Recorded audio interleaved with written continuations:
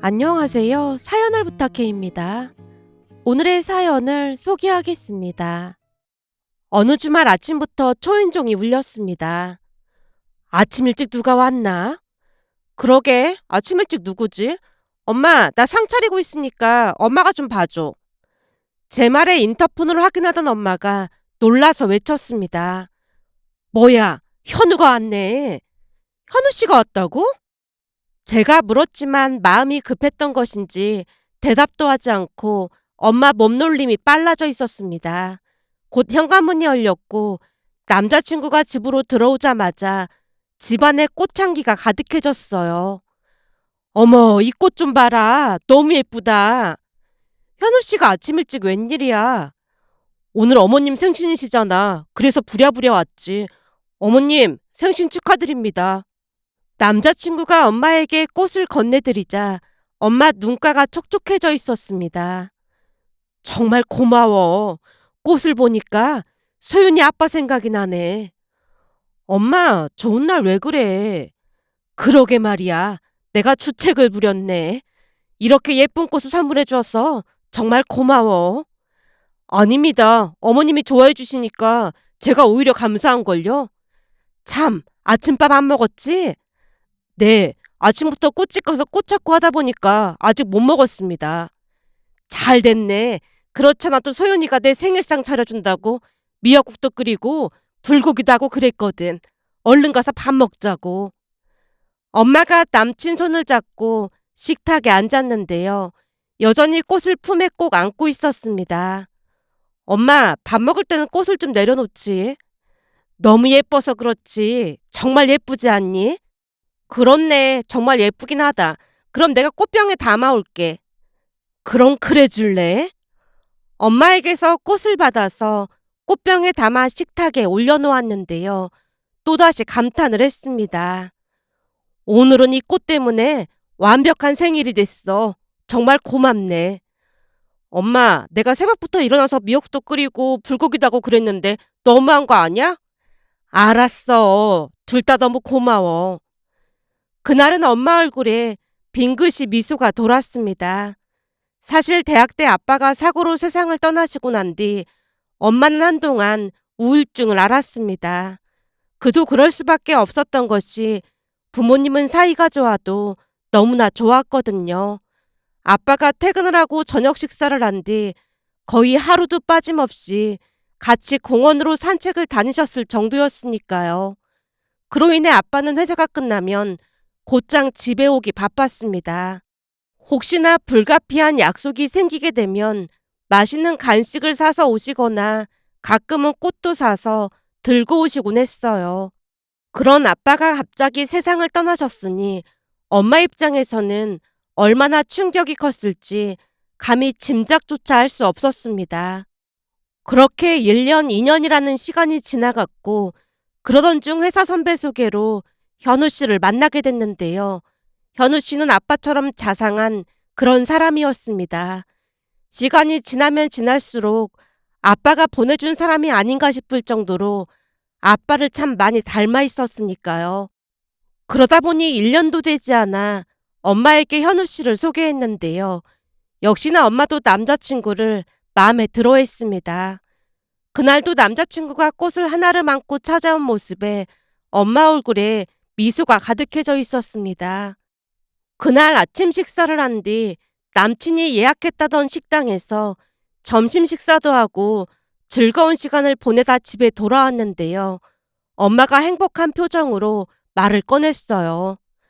어쩜 하는 행동이 네 아빠를 정말 많이 닮지 않았니? 그러게, 예의도 엄청 바르지? 그러게 말이야. 근데 아까 현우가 하는 말 들어보니까 현우 부모님이 결혼 이야기를 꺼내는 것 같던데 슬슬 결혼 생각해야지. 그래야 하는데 사람들 말이 사계절은 만나봐야 한다고 하길래 조금 있다가 하려고 했지. 사람이 참 괜찮은데 그럴 필요 뭐가 있겠어. 언제 한번 시간 내서 현우네 부모님 만나보고 와봐. 현우 씨 보니까 부모님도 괜찮을 것 같던데 뭐. 제 말에 엄마도 동의한다는 듯 고개를 끄덕였습니다. 그 뒤 남자친구 집에 인사를 갔더니 역시나 어찌나 반겨주시고 잘해주시던지 이런 분들이라면 결혼을 해도 괜찮겠다고 안심이 될 정도였습니다. 그날 집에 들어가자마자 엄마가 걱정스레 물었어요. 현우네 부모님은 뭐라고 해? 네가 마음에 든대? 오늘 진짜 깜짝 놀랐잖아. 놀랐다니? 그게 무슨 소리야? 사실 현우 씨네 가족들은 생선이랑 해산물을 안 좋아한다고 들었거든? 근데 오늘 가서 보니까 회부터 랍스터까지 준비한 거 있지. 랍스터까지 준비를 했단 말이야? 진수성찬을 차려놓으셨더라고. 그러면서 시종일관 예쁘다고 하시는데 몸둘 바를 모르겠더라니까. 다행이다. 혹시나 아빠 돌아가신 걸로 뭐라고 하고 그러진 않았어? 엄마는 무슨 그런 말을 하고 그래. 내가 괜히 그러는 게 아니라 그런 거 가지고 문제 삼는 집도 많다고 하니까 걱정돼서 그렇지. 현우 씨네 부모님은 그런 분들 아니니까 걱정할 필요 없어. 현우 씨네 집에서는 되도록 빨리 결혼하길 바라시더라고. 근데 나 결혼하면 엄마 혼자 있어야 하는데 괜찮겠어? 무슨 그런 걱정을 하고 그래. 이제는 엄마도 많이 좋아졌고 하니까 걱정할 필요 없어. 그리고 이모도 있고 정수 삼촌네도 있어서 외로울 틈도 없어. 네 아빠 장례식장에서도 정수 삼촌 부부가 좀 많이 도와줬니? 참 고마운 사람들이라니까. 순간 엄마 눈시울이 붉어져 있었는데요. 사실 아주 오래전 우리는 조금 오래된 빌라에 살았습니다. 그 빌라 건물은 할아버지가 남겨주신 것으로 돌아가시기 전 우리 부모님에게 그 빌라 건물을 남겨주셨다고 했으니까요. 비록 지방이긴 했지만 그 빌라는 5층짜리로 5층은 우리가 거주했고 다른 층은 모두 세를 줬습니다. 그중 4층에 정수 삼촌네 가족들이 거주를 했는데 그때 당시 정수 삼촌네 형편이 좋지 않아서 월세도 자주 밀리고 그랬다고 들었습니다. 그러다 보니 어느 날은 엄마가 걱정스레 말을 꺼냈다네요. 4층 도영이네는 하루 이틀도 아니고 맨날 월세가 밀리고 있는데 그냥 둬도 되는지 모르겠어. 정수 삼촌네 첫째 아들이 도영이였기에 부모님은 도영이네 집으로 부르곤 했습니다. 엄마가 걱정스레 말을 꺼내자 아빠가 대수롭지 않게 대답했다네요. 도영이네 또 형편이 안 좋으니까 밀리는 거겠지. 고생고생하면서 애 둘이나 키우고 있는데 너무 냉정하게 그러지 말자고. 혹시 당신 월세 빨리 내라고 닭달한 거 아니지? 닭달 같은 소리 하고 있네. 어제 닭볶음탕 했잖아. 그거 나눠 먹으려고 가져다 주면서 봤더니 도영이 엄마 표정이 영 안 좋길래 걱정돼서 그렇지. 거기다 며칠 전에는 도영이 엄마 아빠가 말다툼다고 그러길래 영 걱정이 돼서 말 꺼내본 것뿐이야. 내가 들어보니까 지금 다니던 회사에서 월급을 제때 안 주고 자꾸 미루는 모양이야. 그래서 도영이 엄마가 자꾸 잔소리를 하는 것 같고. 그래? 그럼 빨리 회사를 옮기던지 해야지. 언제까지 그러고 있을 수는 없는 노릇이잖아. 그야 도영이 아빠도 당장 회사를 옮기고 싶겠지. 근데 방금 전에도 말했다시피 밀린 월급을 못 받았다잖아. 그러니 그 돈은 받고 옮겨야 하니까 그냥 버티고 있는 모양이야. 그러니까 혹시 월세 가지고 닥달하고 그러지 말란 말이야. 우리야 부모님이 남겨주신 유산으로 편히 사는 거니까 좀 베풀고 살아도 되는 거잖아. 아빠가 엄마에게 신신당부를 했다네요. 그 모습에 엄마가 불만스레 대답했고요. 암튼 혼자 착한 척은 다 한다니까. 나도 뭐라고 할 생각 없으니까 걱정하지 마. 근데 월급을 그렇게 못 받으면 집에 먹을 것도 없을 텐데 걱정이네. 그럼 내가 오며 가면서 음식 좀 가져다 주고 할게. 그래주면 도영이네 가족한테 힘이 되겠지. 나도 도영이 엄마 아빠가 모진 사람들이면 도와주고 싶지 않지만 워낙 착한 사람들이잖아. 근데 그 사람들한테 모질게 할 순 없잖아. 좋은 일 하면 나중에 다 돌려받기 마련이니까 당신도 좋은 마음으로 잘 챙겨줘. 아빠가 몇 번이나 신신당부를 했기에 엄마도 좋은 마음으로 반찬도 나눠주고 그랬다네요. 그러던 어느 날은 누군가 현관문을 두드려서 나가봤더니 도영이 오빠가 울면서 동생이 아프다며 도와달라고 했다네요. 놀란 엄마가 급히 도영이 오빠를 따라갔더니 감기에 걸린 하영이가 열이 많이 나더랍니다. 도영이 오빠네 부모님은 집에 안 계셨기에 놀란 엄마가 급히 하영이를 데리고 병원으로 갔고 병원에서 처방을 받은 뒤 데리고 집에 왔다는데요. 도영이 오빠네 엄마가 찾아와서 감사 인사를 했다네요. 하영이 데리고 병원에 가주셨다고 들었어요. 정말 감사합니다. 아니, 어딜 다녀온 거야? 얼마나 놀랐는 줄 알아? 사실은 도영이 아빠가 월급이 안 나오니까 급한 대로 막노동을 하러 갔는데 거기서 사고가 나서 지금 병원에 있어요. 급하다 보니까 도영이한테 맡기고 갔는데 하필이면 하영이한테 감기 기운까지 있었나 보네요. 이제는 제가 하영이 데리고 갈게요. 도영이 오빠네 엄마가 눈물까지 훔치면서 말을 했다는데요. 엄마가 조용히 달랬다네요. 하영이 잠든 지 얼마 안 됐으니까 그냥 여기서 재울게. 그건 그렇고 하영이 아빠는 괜찮은 거야? 다리를 좀 다쳤는데 한동안 입원을 해야 한대요. 그럼 도영이 엄마가 병간호도 해야 할 텐데 도영이랑 하영이는 당분간 우리가 봐줄 테니까 걱정하지 마. 네? 도영이랑 하영이를요? 우리가 하루 이틀 안 사이도 아닌데 뭘 그렇게 놀라고 그래. 아니, 그래도 너무 죄송해서 그렇죠. 월세도 못 내고 있는데 죄송해서 얼굴을 못 들겠어요. 도영이 오빠네 엄마가 눈물만 떨구고 있자 엄마가 조용히 달랬다네요. 도영이 엄마, 살다 보면 힘든 날도 있고 그런 거잖아. 돈이 있으면서 월세를 안 주면 잘못된 거겠지만 없어서 그런 걸 어쩌겠어. 힘들 때는 서로 도우면서 살아야 하는 거 아니겠어? 우리 시아버님이 어떤 분인지 소문 들었지? 그럼요. 참 좋은 분이셨다고 들었습니다. 사실 우리한테 이 건물 주시면서 야박하게 살지 말라고 신신당부를 하셨거든. 그러니까 나중에 돈 생기면 천천히 갚도록 해. 엄마 말에 도영이 오빠네 엄마가 눈물만 흘리다 가셨고 도영이 오빠와 하영이는 한동안 우리 집에서 지냈습니다. 그것뿐만이 아니었는데요. 그때 당시 도영이 오빠네 아빠 병원비를 우리 아빠가 도와주셨다고 했습니다. 그러다 보니 도영이 오빠네 아빠, 그러니까 정수 삼촌과 숙모는 우리 부모님에게 참 잘했어요. 나중에는 형편도 좋아져서 작은 기사식당을 시작했는데 평소 숙모 음식 솜씨가 뛰어난 편이었기에 금방 입소문이 났고 그 바람에 돈도 꽤 많이 벌었지만 정수 삼촌 가족들은 그 뒤에도 우리 집 4층에 살면서 가족처럼 지냈습니다. 물론 바쁠 때는 엄마도 식당 일을 돕기도 했기에 오히려 친척보다 더욱 가깝게 지냈어요. 그렇게 아빠가 돌아가시고 난 뒤 엄마는 이모 다음으로 정수 삼촌과 숙모를 의지한 채 지냈습니다. 아빠 장례식장에서도 마치 아빠 친형제처럼 도와주셨기에 더욱 감사한 마음뿐이었습니다. 그날도 엄마 생신을 잊지 않고 정수 삼촌과 숙모가 저녁에 집에 오셨어요.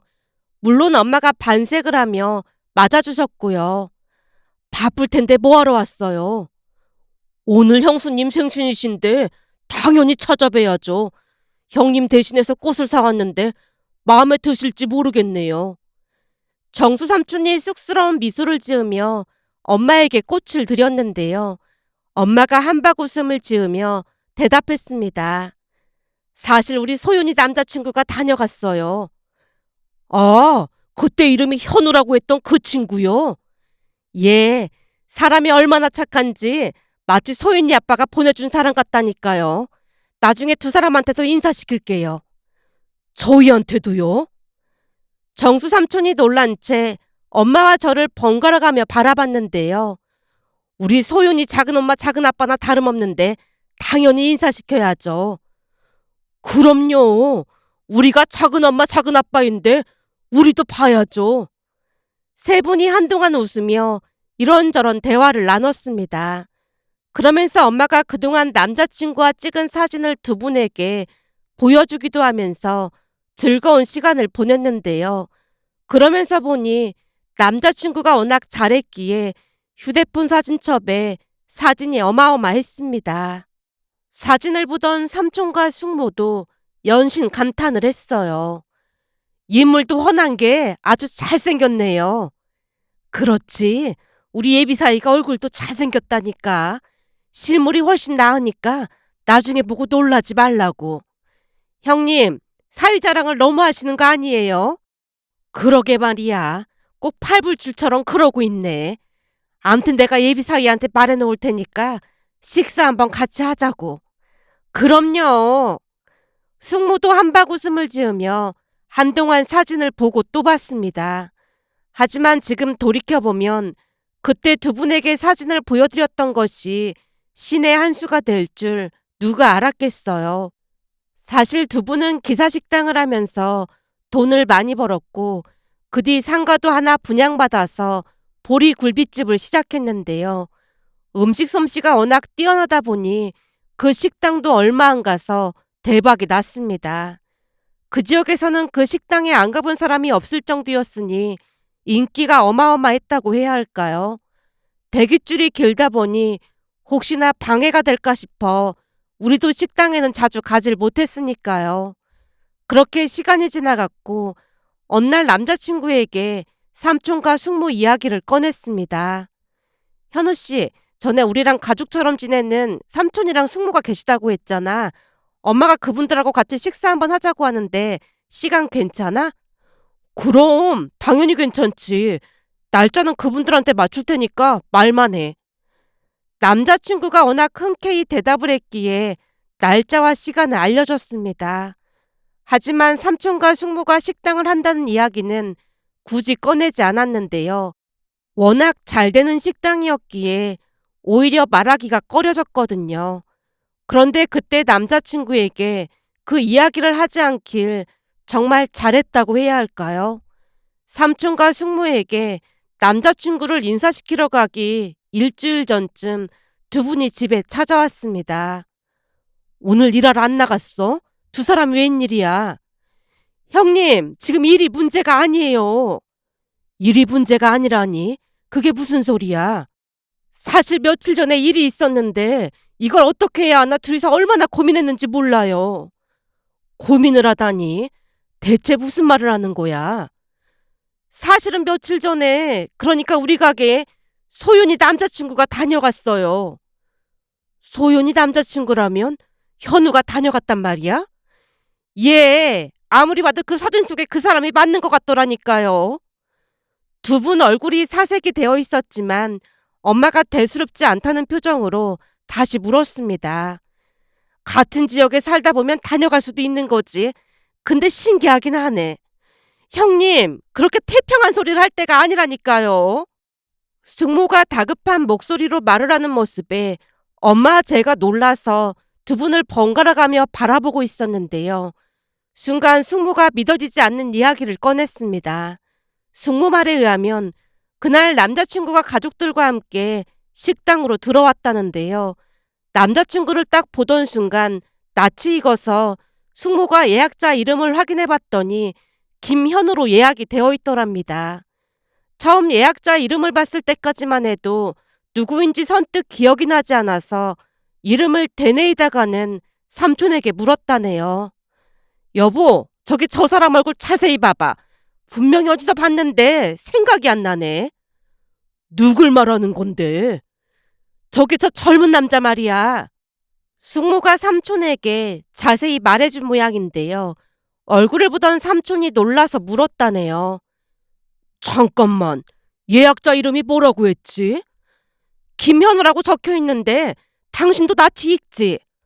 당연히 낯이 익지. 저번에 형수님이 소윤이 남자친구 사진 보여줬잖아.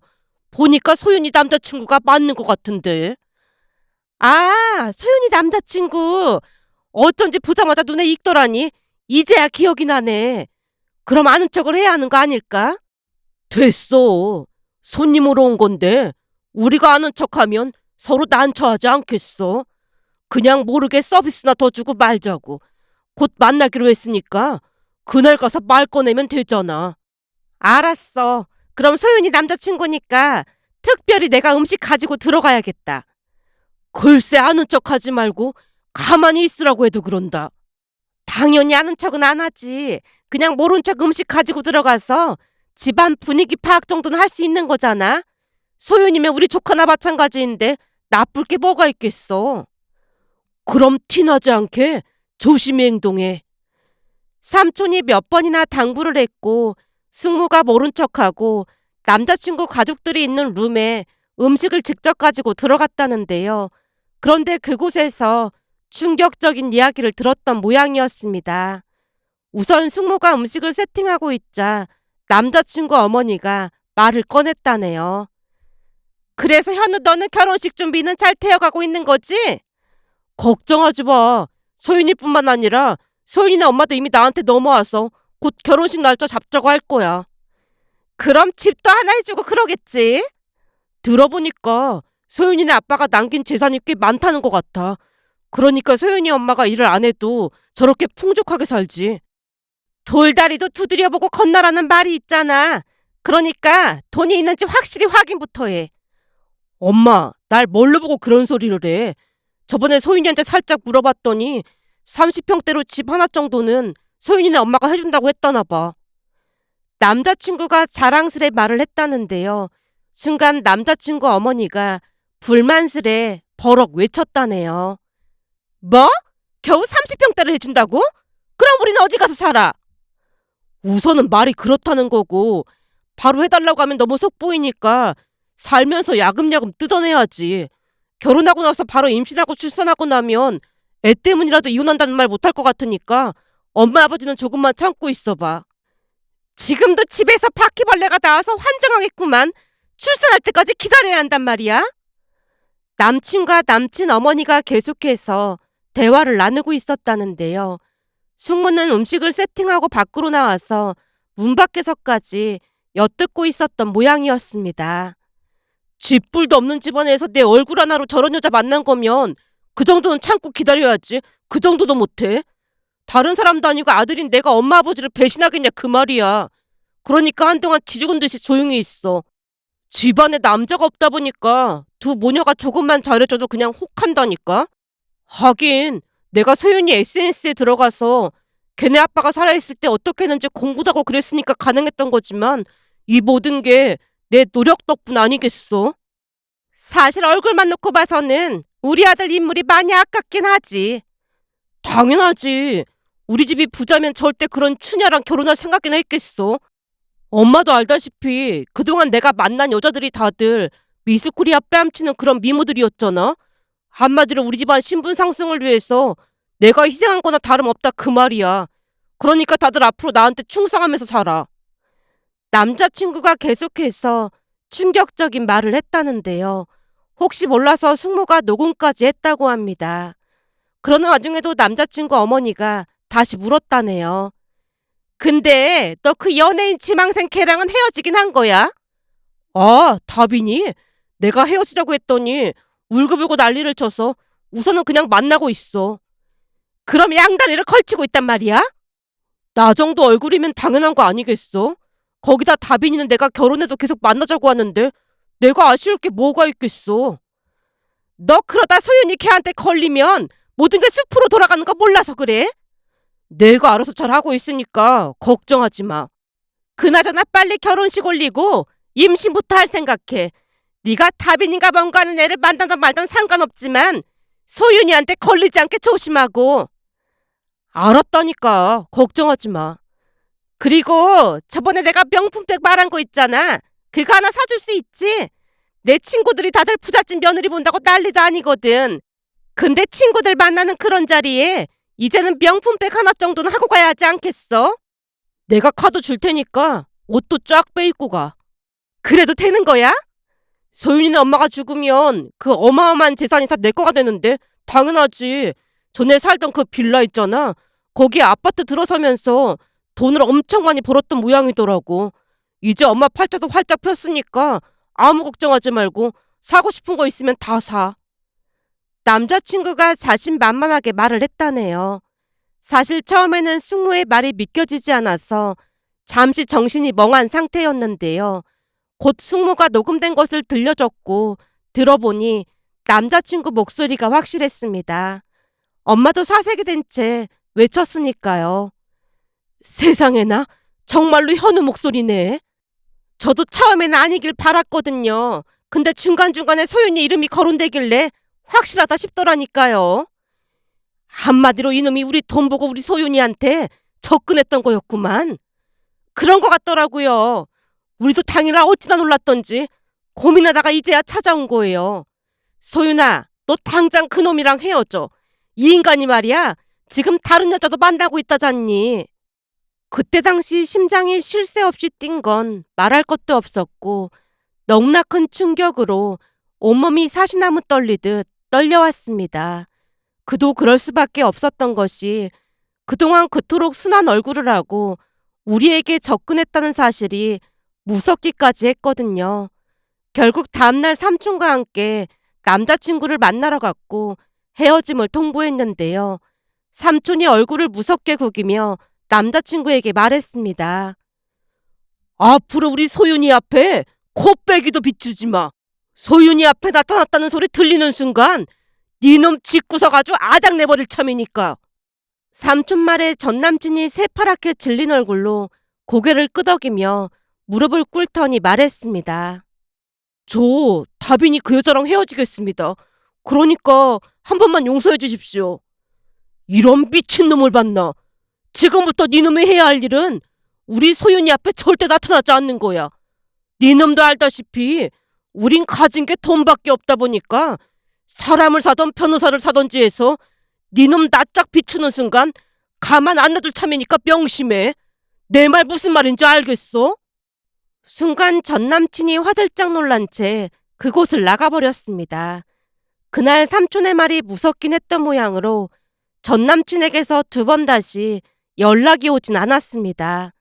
그나마 다행이었던 것은 그런 상황 속에서도 엄마가 마음을 다잡고 저를 위로했습니다. 그래도 결혼하기 전에 알게 돼서 얼마나 다행인지 모르겠다. 그러니까 너도 그런 나쁜 놈은 빨리 잊도록 해. 그러게 말이야. 그날 녹음된 거 듣는데 정이 뚝 떨어지더라니까. 삼촌이랑 숙모한테 어찌나 고마웠는지 몰라. 지금 생각해보면 네 아빠 말이 딱 맞았던 것 같아. 아빠 말대로 항상 베풀면서 살았더니 이렇게 돌아오잖니. 엄마가 볼 때는 네 아빠가 하늘에서 걱정이 돼서 널 지켜준 게 아닌가 싶다. 그렇지 않고서야 그놈이 그 많은 식당 중에 그 식당에 갈 확률이 얼마나 되겠어. 그런 사실을 몰랐다면 그냥 결혼했을 테니 우연이라고 하기에는 너무 신기하잖아. 그러게 말이야. 나도 그런 생각이 들긴 했어. 이래서 살면서 항상 선의를 베풀고 착한 마음을 가지고 살아야 한다니까. 정말이지 아빠가 하늘에서 지켜준 게 확실하다. 엄마 말을 들으며 저 또한 같은 생각을 했는데요. 부모님이 착한 마음으로 세상을 살아오셨기에 그 복이 제게 돌아온 게 아닌가 싶었거든요. 며칠 전 삼촌네 식당에서 식사를 하며 전남친 이야기가 나와 또다시 다들 혀를 내둘렀는데요. 그러다 문득 세상에 이런 일도 또 있을까 싶어 이렇게 글 남겨봅니다. 오늘의 사연은 여기까지였습니다. 즐겁게 보셨다면 구독, 좋아요 부탁드립니다. 고맙습니다.